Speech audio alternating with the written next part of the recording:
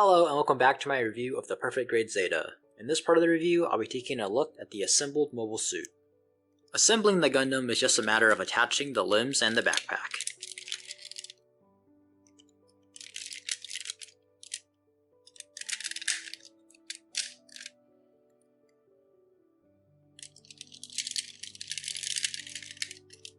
For the wings, you'll want to pull down this small tab, which will plug nicely into that part of the tail stabilizer.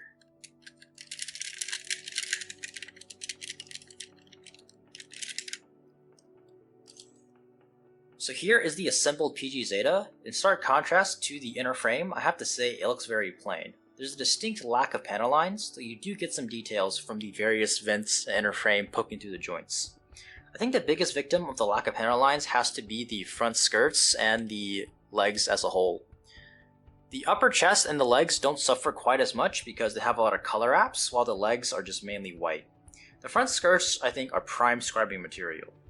The white they use on the PG Zeta is also a bit of a creamy off-white. I think it looks a little weird, but it also looks pretty good next to the blue and the red. The yellow complements the blue very well, but it isn't quite as visible on the white parts. In terms of proportions, I think the legs feel a bit short, which gives off a stocky vibe. The really big feet also don't help in that matter. I think if they extended the legs by just a couple of centimeters, it would look more slender and sleek.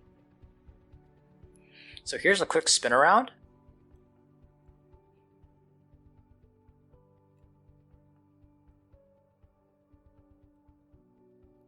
As you can see, he is able to stand still no problem, though you do have to angle his legs and his back around because his backpack is very heavy and there will be weight issues if you just try to stand him up like normal. So in addition to the Gundam and its accessories, you'll also be getting a very large sheet of clear stickers. I think they're a bit thick, so I would recommend against using them. So for the articulation of each individual part, I highly recommend you guys check out my parts review of the PG Zeta. For this part, I'm just going to be looking at the articulation of the assembled PG Zeta as a whole. So for articulation purposes, I decided to remove the backpack. It's really fiddly, the connection really isn't that stable, and it just keeps falling apart whenever I try to pose around the head.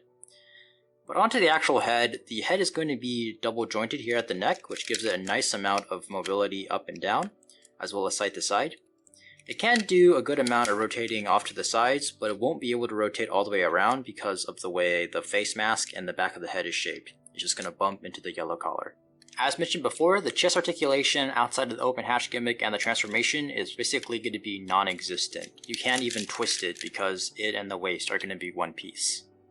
So the shoulder articulation is going to be the same as the inner frame. The flap here moves, the vent here moves as well. With the backpack on, it's going to be limited to just a rotation all the way up, and there's going to be no fancy shoulder mechanisms to allow the arm to reach fully across the chest.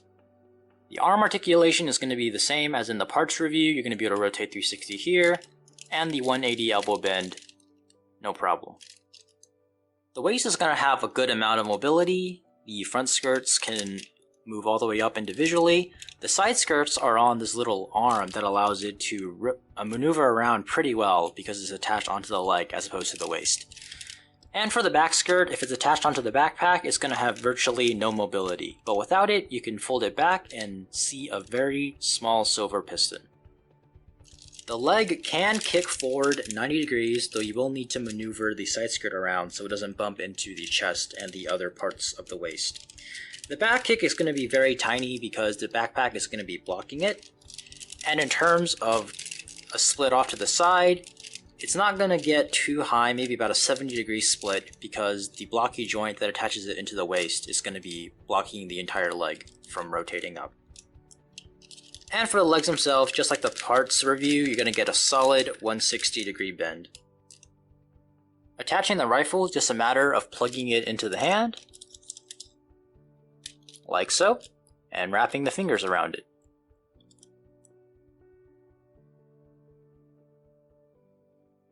Similarly, the shield just plugs into the back of the arm.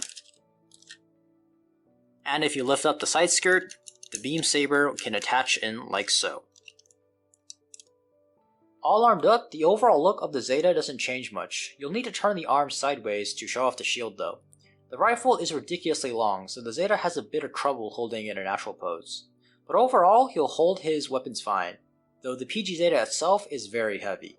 The backpack in particular is very heavy, and coupled with the extensive use of polycaps for the joints, getting him to stand still is a bit difficult. You'll have to really play around with the positioning of the legs, and even then, he does look like he's arching backwards. He can pull off the looking down the beam rifle pose with a little bit of fiddling, though it isn't as dynamic as I'd like it to be. The rifle and shield are very heavy, so the polycap joints on the shoulders aren't quite up to the job of holding them at a high angle. The legs do look pretty good though they'll need to strike a balance between being dynamic and, well, being balanced. Despite the non-existent articulation in the shoulders, you can get him to hold his rifle with both hands thanks to the good wrist bend and the sheer size of the rifle. You know what they say, watch those wrist rockets. He can whip out his beam saber for some close range combat, though again, I'm not quite sure how much protection that shield actually offers. Getting him into a pose can be a bit tricky, but once you do, the weight becomes a sort of benefit as he becomes pretty stable for someone balancing on his feet and toes. I tried getting him into a kneeling pose, but when you try to bend the knee, it's going to bump the back leg into the backpack, so kneeling pose for this Gundam with his backpack on seems impossible.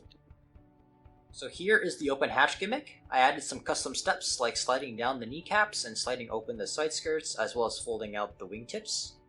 This is definitely one of my favorite PG gimmicks. You get a peek into the super detailed inner frame, though there's still a lot of stuff covered, like entire pistons on the legs and the chest. So here's the open hatch gimmick, but with the weapons attached. It gives off the impression that he's in a maintenance mode of sort. It's a shame that the weapons don't have any opening hatches, though that might be asking too much. So this has been my look at the mobile suit form of the PG Zeta. Pretty impressive overall. Please comment, like, subscribe, and stick around for the last part where I go over the transformation and give my final thoughts. See ya!